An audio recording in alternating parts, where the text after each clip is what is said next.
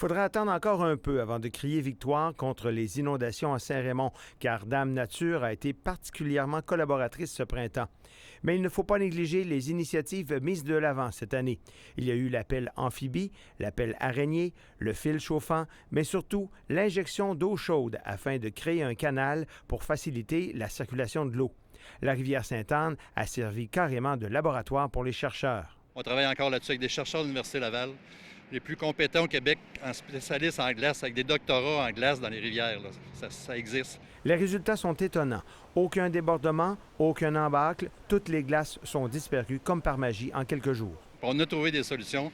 On sait pas mal c'est quoi qui se passe, comment on ferait pour garder finalement les glaces en amont, pas que ça se ramasse au centre-ville. Et puis les gens vont pouvoir utiliser nos études partout au Québec dans des rivières semblables. La rivière coule présentement en eau libre. Le débit est normal pour cette période de l'année.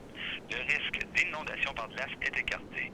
Les résidents à risque ont été informés quotidiennement de l'évolution de la situation par des messages d'alerte, une ligne téléphonique spéciale, des informations sur le web et dans différentes publications, ce qui n'a pas empêché plusieurs de faire leur propre évaluation.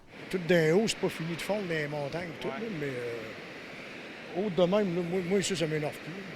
Pour ce qui est de la situation un peu partout au Québec, on peut dire que c'est à peu près semblable. Dame Nature a fait le travail. Même en Beauce, la rivière Chaudière, ça se passe très bien. Il n'y a aucun risque d'inondation de ce côté-là. Donc, en résumé, pour 2016, on peut dire que la saison des inondations est bel et bien derrière nous. Martin Evrel, TVA Nouvelles, à Saint-Raymond-de-Portneuf.